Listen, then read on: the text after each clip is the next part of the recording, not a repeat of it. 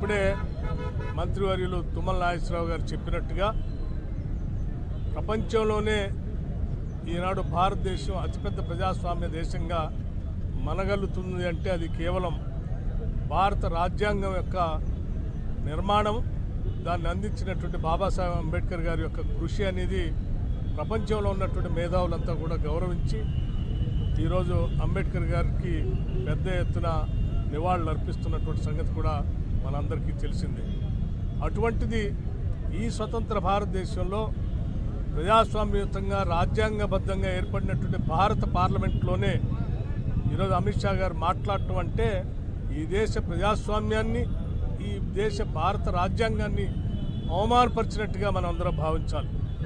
ఎవరైతే భారత రాజ్యాంగం పైన ప్రమాణ స్వీకారం చేసి ప్రమాణం చేసి ఈ దేశ ప్రధానిగా, ఈ దేశ హోంమంత్రిగా పనిచేస్తానని, భారత రాజ్యాంగం ప్రకారం నడుచుకుంటానని రాష్ట్రపతి ఆధ్వర్యంలో ప్రమాణం చేసి ఈరోజు పరిపాలన చేస్తున్నటువంటి ప్రధానమంత్రి కానీ లేకపోతే హోంమంత్రి కానీ ఇవాళ భారత రాజ్యాంగానికి విరుద్ధంగా వాళ్ళ ప్రవర్తన, వారి మాటలు స్పష్టంగా కనిపిస్తూ ఉన్నాయి. సో వారు చేసినటువంటి ప్రమాణం పూర్తిగా భిన్నంగా, విరుద్ధంగా ఉంది కాబట్టి అసలు ఈ ప్రభుత్వాన్నే రద్దు చేయాలని కూడా భారత రాష్ట్రపతి గారిని మేము కోరుతా ఉన్నాం. భారత రాజ్యాంగం పైన ప్రమాణం చేసి దానికి అనుగుణంగా పరిపాలన అందించినటువంటి ఏ ప్రభుత్వం అయినా సరే అది ప్రజాస్వామ్యయుతంగా రాజ్యాంగబద్ధంగా నడుస్తున్నటువంటి ప్రభుత్వంగా భారత రాజ్యాంగం గుర్తించదు. భారత రాజ్యాంగాన్ని అవమానపరుస్తూ అంబేద్కర్ అంబేద్కర్ అంబేద్కర్ అని 10 సార్లు వారు ఆ పార్లమెంట్లో మాట్లాడుతూ ఆయన అవమానించేటట్టుగా మాట్లాడినటువంటి మాటలు ఈరోజు ఈ దేశ ప్రజాస్వామ్యం పైన గౌరవం ఉన్న ప్రతి ఒక్కళ్ళు కూడా ఈ దేశంలో బాధపడుతూ ఉన్నారు. ఇదేదో భారత రాజ్యాంగం అంటే కొద్దిమంది పేదవాళ్ళకో, కొద్దిమంది దళితులకో, కొంతమంది బలహీన వర్గాలకో, గిరిజనులకో సంబంధించింది కాదు. ఈ దేశంలో పుట్టిన ప్రతి బిడ్డకి ప్రజాస్వామ్యయుతంగా ఓటు హక్కును కల్పించి తన ప్రభుత్వాన్ని తను ఎన్నుకోవడానికి కావాల్సిన హక్కును కల్పించింది భారత రాజ్యాంగం. భారతదేశంలో సగ జనాభా ఉన్నటువంటి మహిళలందరికీ కూడా హక్కును కల్పించింది కూడా భారత రాజ్యాంగం. ఈ దేశంలో ఉన్నటువంటి సంపద కానీ, వనరులు కానీ దేశ పౌరులందరికీ చెందాలి, అవి సమానమైనటువంటి అవకాశాలు పౌరులందరికీ ఉండాలని చెప్పింది కూడా భారత రాజ్యాంగమే.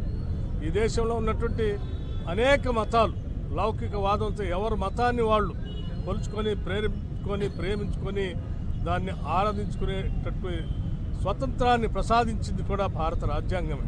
అంటే ఈ దేశంలో ఉన్నటువంటి ప్రతి పౌరుడికి ఈరోజు కలిగినటువంటి ప్రతి హక్కు భారత రాజ్యాంగం ద్వారా సంక్రమించింది.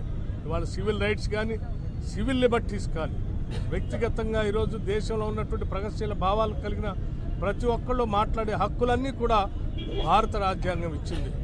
ఆ హక్కుల్ని పొందాలనుకునే ప్రతి ఒక్కళ్ళు ఈరోజు భారత రాజ్యాంగం పైన ఉన్నటువంటి గౌరవంతో బాబాసాహెబ్ అంబేద్కర్ని అవమానపరిచినటువంటి అమిత్ షా గారు రాజీనామా కోరటం అనేది మనందరి నైతిక ధర్మంగా ఈరోజు భావిస్తూ కాంగ్రెస్ పార్టీ ఆధ్వర్యంలో శ్రీ మల్లికార్జున ఖర్గే గారు, శ్రీ రాహుల్ గాంధీ గారు, వేణుగోపాల్ గారు ఈరోజు దేశవ్యాప్తంగా ఇచ్చినటువంటి పిలుపు మేరకు రాష్ట్ర కాంగ్రెస్ కమిటీ ఆధ్వర్యం, జిల్లా కాంగ్రెస్ కమిటీ ఆధ్వర్యంలో ఈరోజు పెద్ద ఎత్తున నిరసన కార్యక్రమాన్ని చేపట్టమే కాకుండా ప్రభుత్వానికి కూడా ఈ నిరసన కార్యక్రమం ద్వారా మేము చెప్పాలనుకునేటువంటి అంశాన్ని ఈరోజు ఒక రిప్రజెంటేషన్ ద్వారా జిల్లా కాంగ్రెస్ కమిటీ ఆధ్వర్యంలో జిల్లా కలెక్టర్ గారికి కూడా భారత ప్రభుత్వానికి పంపించమని చెప్పి ఒక రిప్రజెంటేషన్ కూడా పంపిస్తాం.